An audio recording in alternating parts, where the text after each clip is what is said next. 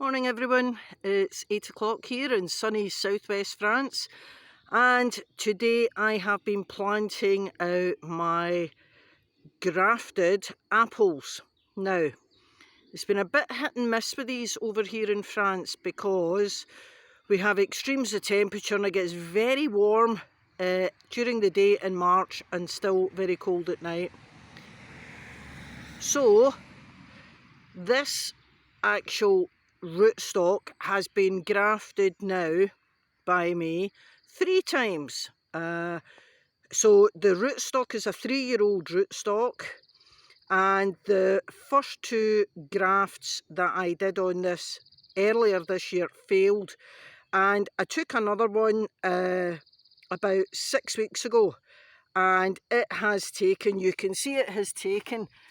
Now I'm leaving the graft tape on it to support it.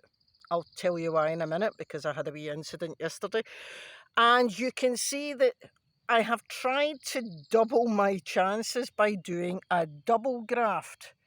And this poor little wizened thing has not taken. So thank God I did 2 on this one. So a success. Now, it is the end of May and these were pot grown rootstocks, so that's okay for me to plant out, and as long as I keep them watered and the soil is very dry, we haven't had an awful lot of rain, they should romp on. And I'll show what I mean by going over to this one which was planted out a month ago. Now look at the growth on that since I planted it. Really happy with that. That's a Bramley, so very happy with that. So what's the moral? Don't give up. Don't give up. I have now got in this orchard about 12 grafted apples that I've done myself. This is a plum that we moved from an unsuitable area earlier in January, and it has taken, doesn't need staking. All these grafted trees need bunny and deer protection, and they will, as long as I keep an eye on how dry it gets, they will thrive. So this morning I planted 4 and I'm now going to put the stakes in and put the guards on them. Now, I've showed you that lovely Bramley. Here's the failure, because it's important to share your successes and failure. Now, why is this a failure?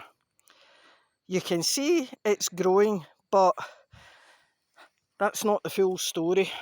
So, a couple of days ago, I came and took the guard off the stake and rubbed out the growth from the rootstock.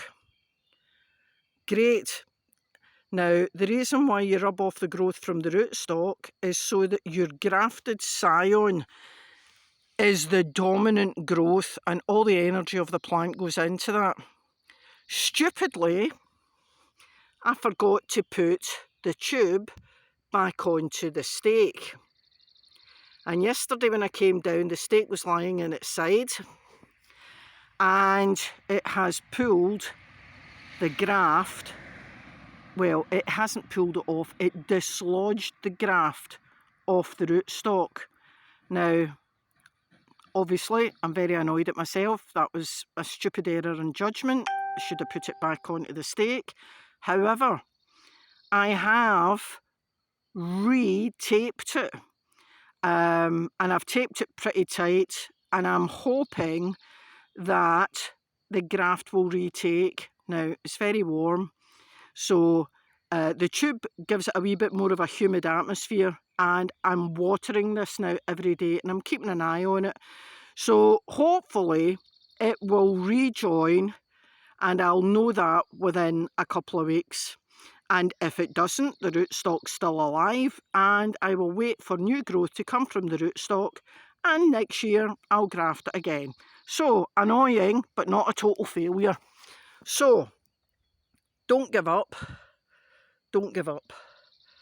And soon I'll have a lovely orchard in here, and I just want to share that we don't all have successes. It's a mixed bag, but all the trees that are in this orchard, all 15 of them, are rootstock grown by me and scions grafted on to make a new specimen tree by me, and you can do that too.